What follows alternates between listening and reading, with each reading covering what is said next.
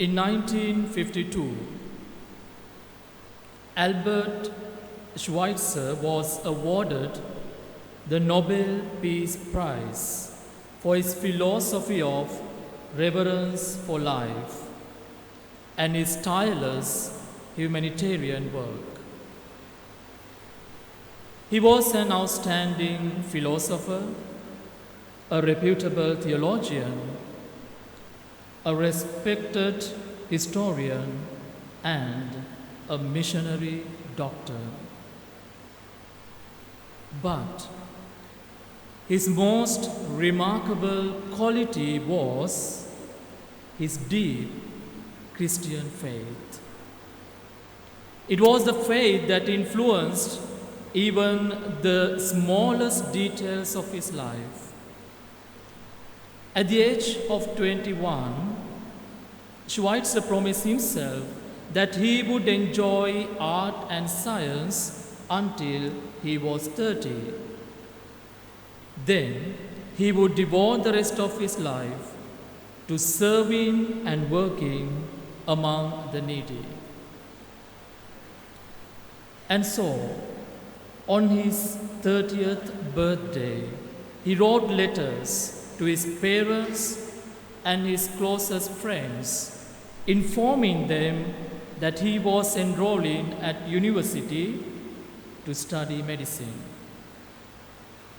After that, he went to Africa to work among the poor as a missionary doctor. What motivated Schweitzer to turn his back on worldly fame and wealth to work among the poorest of the poor in Africa? A major influence was his meditation on today's gospel about the rich man and Lazarus. He said, "It struck me as incomprehensible that I would be allowed to live such a happy life while so many people around me were wrestling in suffering." And that brings us to the gospel story today. The rich man in today's parable has all he could ever need. We are not told that he's done anything wicked or evil. Neither does the parable hold the rich man responsible for the poverty and misery of Lazarus. In fact, we don't even know if Lazarus approached the rich man and begged for food. He was just sitting at the gate of the house. So, why was the rich man sent to a place of torment?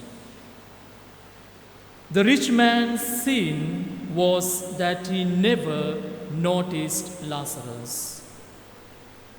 He was self-centered and insensitive to Lazarus' poverty.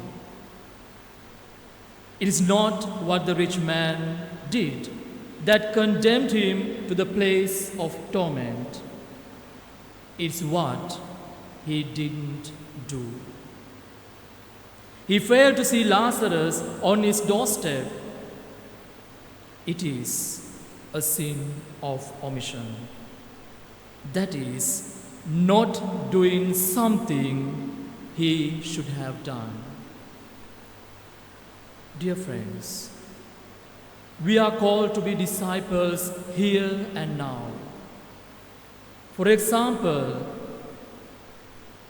like what St. Vincent de Paul Society does by reaching out to the poor and the needy in our society.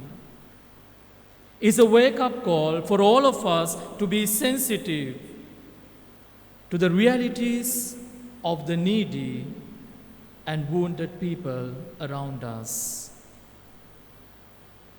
Pope St. John Paul II once said, "We cannot stand idly by, enjoying our own riches and freedom, if in any place, the Lazarus of 21st century stands at our doors. Today, we are invited to meditate on the story of the rich man and Lazarus and ask ourselves the same question Schweitzer asked himself. How can we live a happy life while so many other people are suffering?